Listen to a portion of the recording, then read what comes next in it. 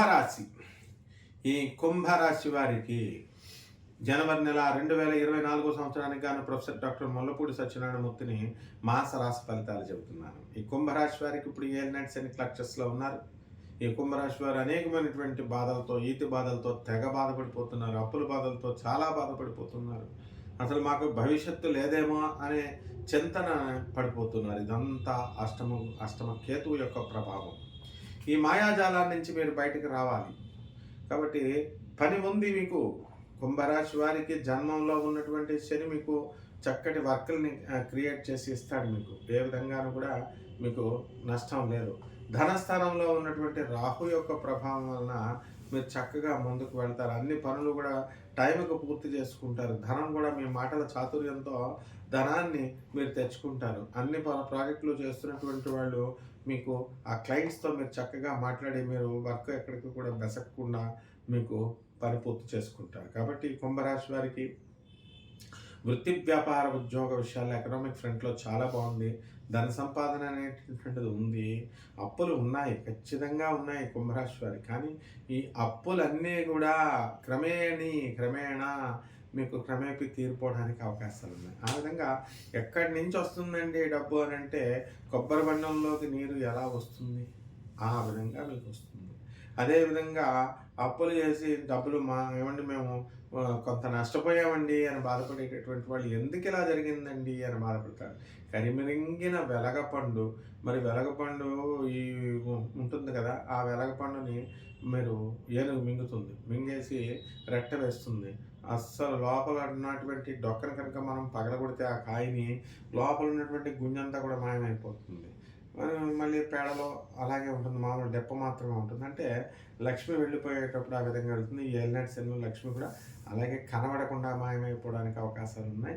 ఇటువంటి సమయంలో మీకు ఉన్నది నిలబెట్టుకోవాలి అంటే మీరు ధర్మాన్ని అంటిపెట్టుకొని ఉండాలి. ఎన్ని కష్టాలు వచ్చినప్పటికీ కూడా ధర్మాన్ని అంటిపెట్టుకుని ఉంటే మీకు లాస్ అనేది పోతుంది.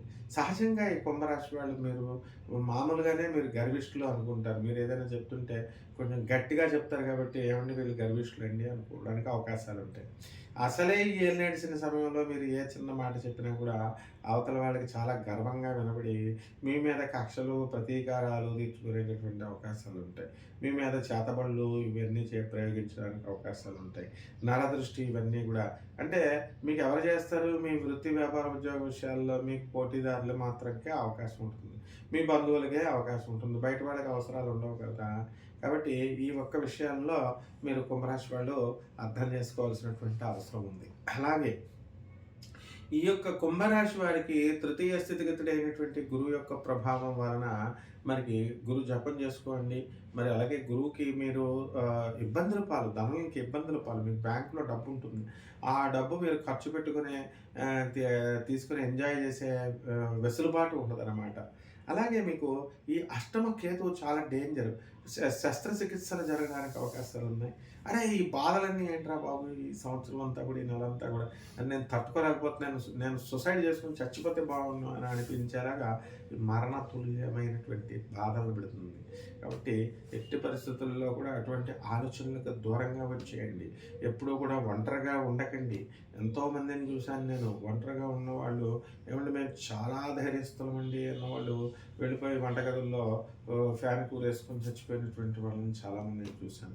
నెపోలియన్ బోనాపార్టీ, హిట్లర్ ఇటువంటి మొనార్కులే వాళ్ళు అష్టమ కేతు వచ్చినప్పుడు చనిపోయినటువంటి, ఊరేసుకొని పాపం అలాగ ఆత్మహత్యలు చేసుకొని చనిపోయారనమాట. కాబట్టి మనకి ఈ కుంభరాశి వాళ్ళు ధైర్యంతో ముందుకు వెళ్ళండి.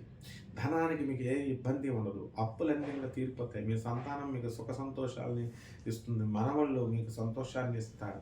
కాబట్టి రెమెడీస్ దగ్గరికి వచ్చేసరికి అన్ని వ్యాపారాలు బాగుంటాయి.